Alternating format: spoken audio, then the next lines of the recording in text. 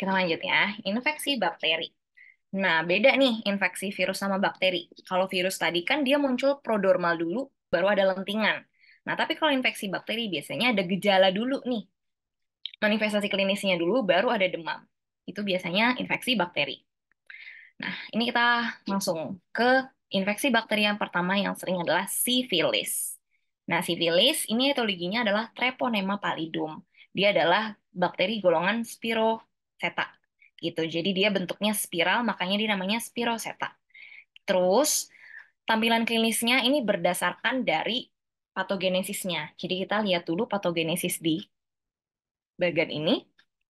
Jadi awalnya ketika pasien itu terekspos atau terkena Treponema pallidum dalam hitungan minggu, maka dia akan terkena yang namanya primary disease.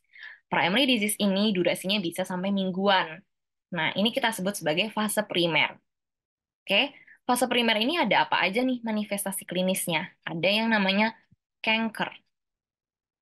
Kanker itu adalah lesi datar, warnanya merah seperti ini. Gejalanya biasanya masih asimptomatik nih, dia belum ada gejala gitu.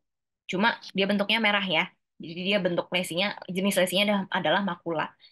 Nah, terus si kanker ini nantinya bisa menjadi ulkus yang besar, soliter, ada indurasi di tepinya. Indurasi itu kayak penebalan. Kalau teman-teman kebayang kawah Gunung Merapi gitu kan, dia ada cekungan, terus pinggirannya tuh kayak meninggi dan nebel kan. Nah, itu adalah indurasi. Tapi dia tidak sakit. Nah, itu adalah yang fase primer. Nah, setelah fase primer, ketika pasien kondisinya lebih stabil, maka akan terjadi yang namanya fase laten. Ketika fase laten ini, dia biasanya tidak ada lesi, dan biasanya hitungannya dalam mingguan juga. Nah, tapi ketika terjadi aktivasi kembali si bakteri sifilis ini, maka akan terjadi fase sekunder. Fase sekunder ini, dia ada beberapa manifestasi klinis nih, teman-teman. Yang pertama ada mucus patch, ada rash, ada kondilomalatum, dan ini hitungannya bisa mingguan sampai bulanan. Nah, kita bahas dulu nih. Yang pertama adalah split papul. Ingat papul kemarin seperti apa, teman-teman? Nah, dia bentuknya tuh split, jadi kayak kepisah gitu. Menonjol, ukurannya lebih besar, dan dia split atau terbagi. Kemudian ada yang namanya mucus patch. Mucus patch ini biasanya dia terjadi di intraoral, teman-teman. Dia bentuknya lesi datar sedikit peninggian seperti ini, warnanya tuh agak putih seperti ini di mukosa.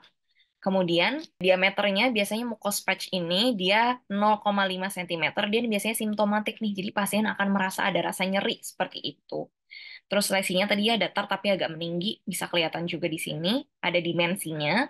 Split papul juga dia simptomatik ya teman-teman. Jadi ada rasa tidak nyaman. Kemudian ada kondilomalatum. Nah, kondilomalatum ini dia bentuknya seperti massa nodula seperti ini nih. Nah, ini adalah kondilomalatum. Oke. Nah, terus kondilomalatum ini biasanya dia bisa mengalami indurasi. Jadi bisa mengalami penebalan. Dan kalau kondilomalatum ini dia sifatnya asimptomatik gitu. Dia tidak ada rasa nyeri. Jadi yang simptomatik tuh biasanya yang split papul ini sama yang mucus patch. Nah, itu adalah yang fase sekunder. Nah, fase sekunder tadi selain di intraoral, ada juga di ekstraoralnya nih. Nah, ekstraoralnya dia berupa cutaneous hyperpigmentation. Jadi dia ada hiperpigmentasi di bagian ekstraoral, terutama di wajah seperti ini. Nah, ini adalah fase-fase sekunder. Oke. Nah, setelah fase sekunder bisa terjadi masa laten lagi nih. Jadi lesinya hilang seperti itu. Hitungannya bisa mingguan. Oke.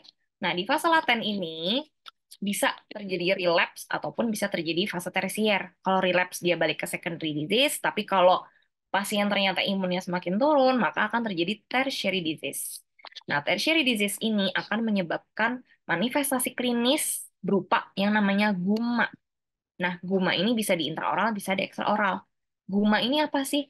Guma ini adalah ulcer seperti ini. Dia awalnya ulcer, tapi dia menyebabkan nekrosis jaringan.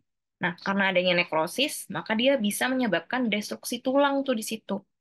Nah, kalau di intraoral, kalau terjadinya di palatum, maka palatumnya itu bisa nekrosis dan bisa hancur, dan akibatnya terhubung deh rongga mulut sama rongga hidung seperti ini.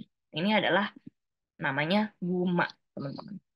Ini adalah sifilis ya, teman-teman. Dan sifilis ini predisposisinya jika terjadi penyakit ini karena aktivitas seksual tinggi dengan pasangan yang berganti-ganti.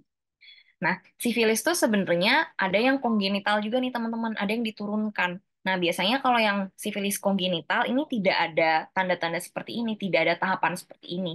Jadi, sifilis yang mengalami tahapan seperti ini adalah sifilis yang didapat biasanya karena tindakan-tindakan seksual dan juga bisa karena proses persalinan seperti itu. Nah, kemudian untuk pemeriksaannya bisa dilakukan dua. Di sini ada Treponema pallidum hemagglutination dan VDRL atau Venereal Disease Research Lab. Untuk differential diagnosisnya dia ada SCC ya teman-teman. Nih, mirip ya SCC sama si cancer ini, tapi bedanya kalau yang SCC dia lesinya akan bertambah besar secara signifikan. Kemudian differential diagnosis lainnya ada trauma kronik, tapi kalau trauma kronik pasti akan ada etiologi traumanya. Kemudian kalau TB ulcer, nah ini kita akan bahas selanjutnya. Oke.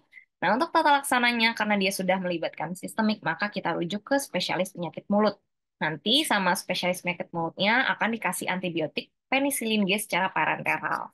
Kemudian, kalau sampai terjadi guma seperti ini, maka kita bisa rujuk ke spesialis bedah mulut untuk dilakukan lab. Lalu, kalau misalkan pasiennya tidak mau dibedah, maka kita bisa rujuk ke spesialis prostodonti untuk dibuatkan obturator atau pemisah antara rongga mulut sama rongga hidung. Selain itu, sifilis karena tadi kan dia predisposisinya karena sering ganti-ganti pasangan tuh. Nah, makanya sifilis ini biasanya juga terjadi pada pasien-pasien yang menderita infeksi HIV.